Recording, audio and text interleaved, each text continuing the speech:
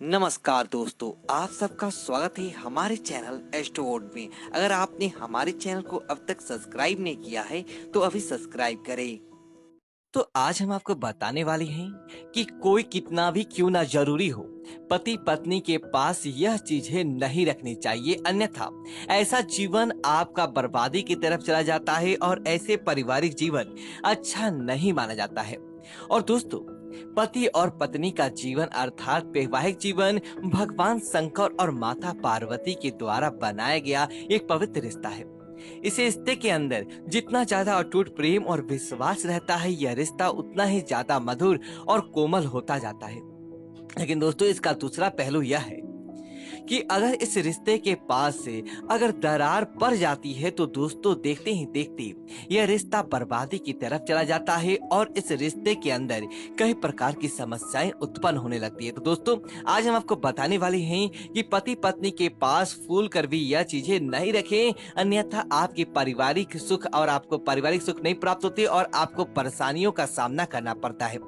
दोस्तों, सबसे पहला दोस्तों, जो लोग हनुमान जी के भक्त होते हैं वह जानते ही होते हैं कि भगवान जी ब्रह्मचर्य का पालन किया था और हनुमान जी जहाँ पर निवास करते हैं वहाँ पर सदैव सकारात्मक कार्य होती है और साथ ही साथ ब्रह्मचर्य का संपूर्ण पालन होना चाहिए।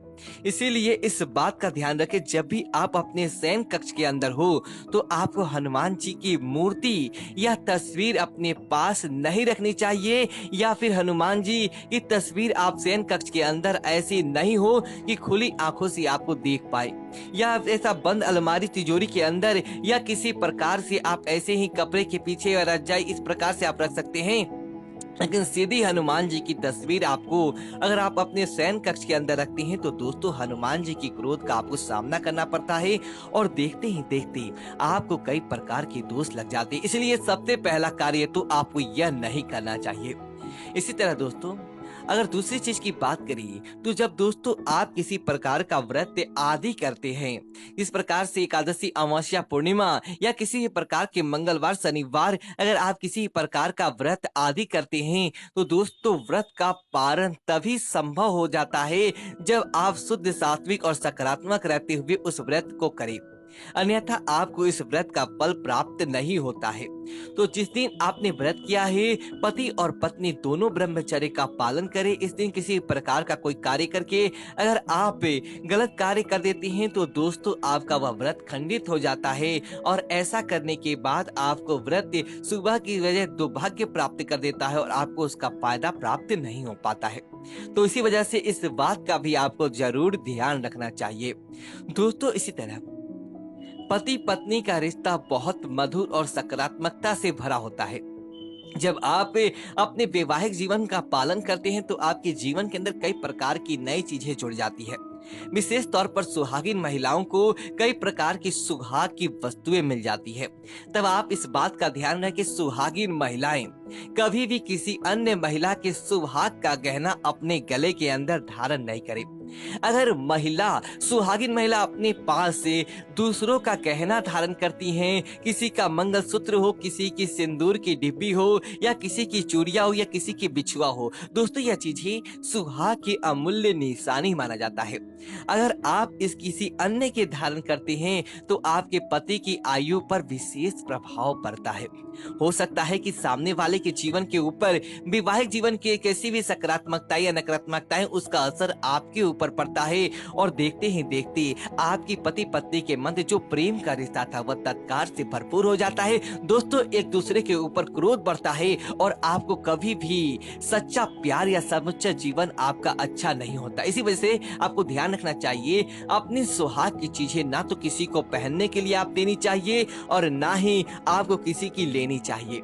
इसी तरह दोस्तों, यह बात का ध्यान रखिए कि पति पत्नी को सप्ताह में एक बार या महीने में 2 बार या वर्ष के अंदर कम से कम जितना ज्यादा मौका मिलता है, आपको संयुक्त रूप के अंदर बैठकर जोड़े के अंदर भगवान की पूजा जरूर करनी चाहिए।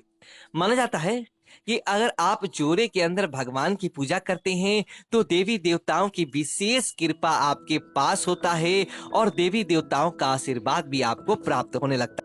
इसलिए इसका विशेष महत्व माना जाता है। पूजा पाठ तो ऐसे ही करते ही हैं, लेकिन महीने में एक बार, सप्ताह में एक बार ऐसा समय निकालें कि आप दोनों एक साथ बैठकर भगवान की पूजा करें, ताकि आपको इसका दोगुना लाभ प्राप्त हो और देवी देवताओं का समुच्चा आशीर्वाद आपके जीवन के अंदर देखने को मिले।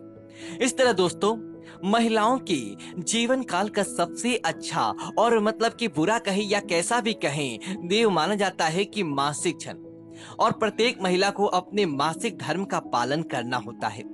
इस समय किसी भी विशेष प्रकार की चीजों का ध्यान रखना होता है, पूजा पाठ से संबंधित, रसोई से संबंधित और अपने वैवाहिक जीवन के संबंधित। तो पुरुषों को भी इस समय उनके बारे में ध्यान रखना चाहिए कि आप जितना ज्यादा हो सके उस मन करें, और उस समय उनके पास से आप जाने से आप बचे, अर्थात कि इस दिन आप किसी प्रकार के संबंध बनाने से जितना समय होता है उतना बचना चाहिए। अगर आप उनसे किसी प्रकार की जोर जबरदस्ती करते हैं तो आपका वैवाहिक जीवन ही अपने आप समाप्त होने लगता है।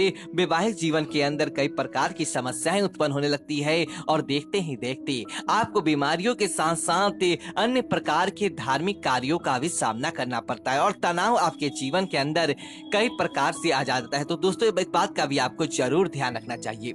इस तरह दोस्तों, पति और पत्नी अपने पास आप कभी भी अपने शयन कक्ष के अंदर कांटेदार पौधे नहीं लगाएं।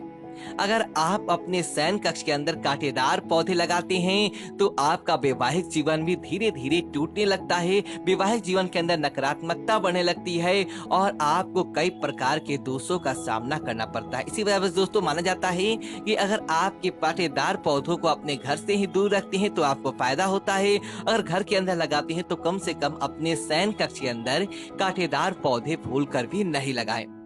इसी तरह दोस्तों, अपने शयन कक्ष के अंदर आप कुछ तस्वीरें भी आपको नहीं लगानी चाहिए, जैसे कि भगवान नटराज, भगवान शिव की नटराज अवतार के अंदर आपको तस्वीर भूल कर भी नहीं लगानी चाहिए, क्योंकि दोस्तों इससे भगवान शिव का क्रोधित रूप माना जाता है। अगर आप भगवान शिव के क्रोधित रूप की तस्वीर अपने शयन कक्ष के अंदर लगाती हैं तो आपके रिश्ते के अंदर मधुरता नहीं रहती, किसी न किसी रूप से क्रोध या इससे आपके जीवन के अंदर बना रहता है। इसी वजह से इसके बारे में मना किया जाता है। इस तरह अपने शयन कक्ष के अंदर डूबते हुए जहाज की तस्वीरें हो, या आपको फिर अपने शयन कक्ष के अंदर किसी प्रकार की नकारात्मकता फैलाने वाली चीजें हो, मृत की तस्वीरें हो, ऐसी तस्वीरें भी अपने शयन कक्ष के अंदर नहीं लगानी चाहिए।